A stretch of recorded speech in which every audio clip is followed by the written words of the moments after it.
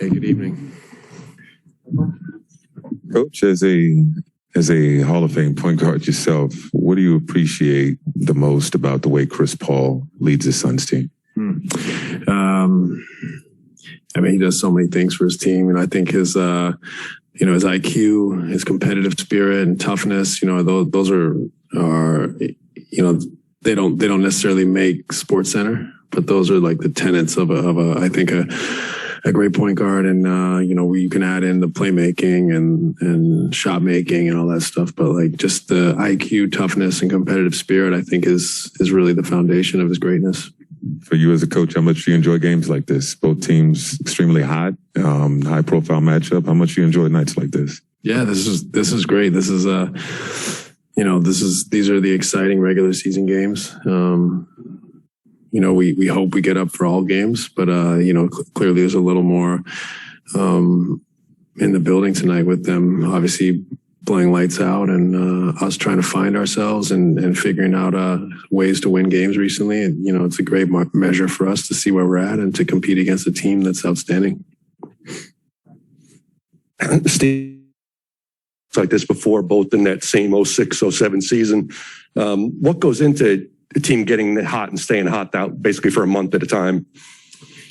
Yeah, there's a few things for sure. I think one, you have to be a really good team. You can't just get hot for 15 games. You got to be a really high quality team, great balance. A team that has an identity and clarity on the floor. And this team's got great balance and depth and options, and is very well coached. So, I think that's why this team is able to win. And while it's incredibly impressive, it's almost of no surprise considering their performance in the bubble and then last season getting to the finals and this year as well. So, that's it. They got good players. They got, lots of options and good at both sides of the ball. And there's clarity and identity there with their team. So Monty's done a great job, and the players, I think, are enjoying that, that identity and purpose with the way they play.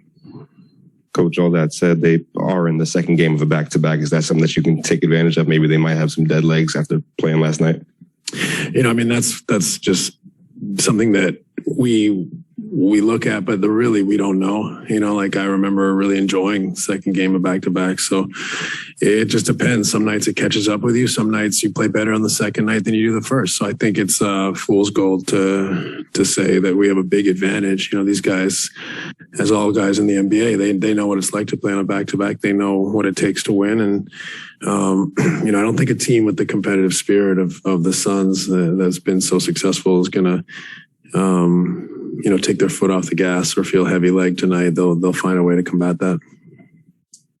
Is Bruce back? His list is probably Bruce is in. Okay. Bruce will play. What does he bring? There's obvious things that obviously he's given you, but from your point of view, what does he bring that you guys might have been missing while he was gone? Well, I think just Bruce's, qualities are toughness, competitiveness, defensive,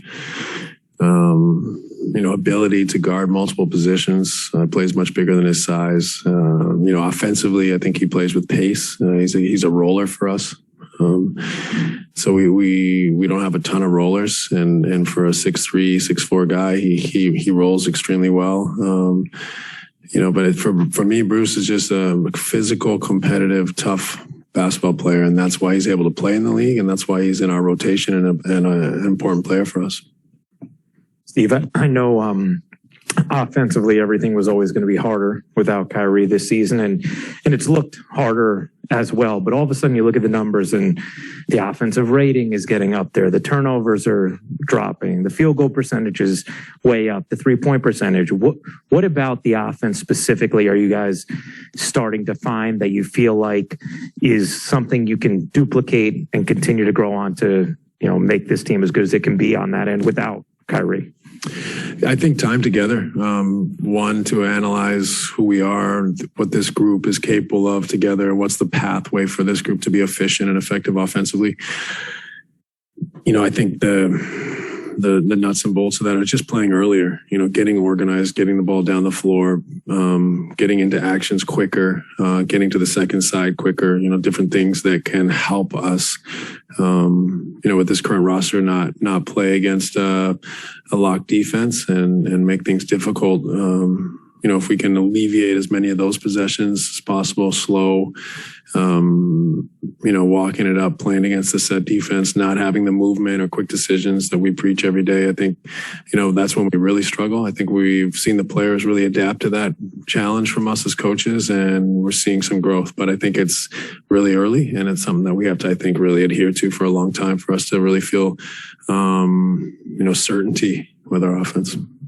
Coach Brown, and we're seeing with Bembry too, have a great ability to find those pockets to make themselves available for distributor James to find easy looks. Is that something that through watching film or being coached up that becomes a skill set, or is that something that guys just have a feel for? I think the feel is very important. We obviously would try to highlight opportunities, reinforce when they do it well, question or, kind of talk through scenarios where maybe they don't, or where there's opportunities there that they don't take or that they don't see.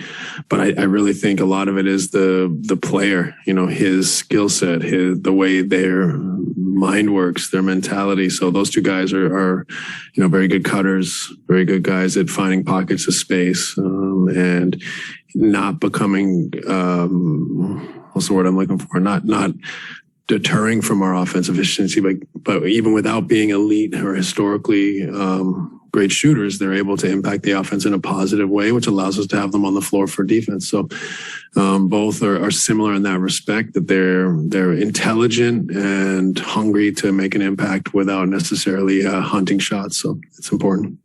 Steve, when you look at when you look at being a top 5 assist guy, what kind of mentality do you have? Chris has. What does it take to put up those kind of numbers in that category? I think some of it must be innate, but then some of it also is just your history playing the game. You form skill sets and ideas and understanding of the game in a certain way that's going to be different for people that are pass first, or people that are never pass, or post players, or slashers, cutters. So I think that's just a part of, being a point guard. If you are a pass first, or a guy that wants to, give your teammates the best possible opportunities to succeed, that's a big part of it. And then that develops in time, and you play and you learn to improve and highlight or refine that skill. And over time, it hopefully grows more efficient and effective. Thank you. Great. Thanks, everybody.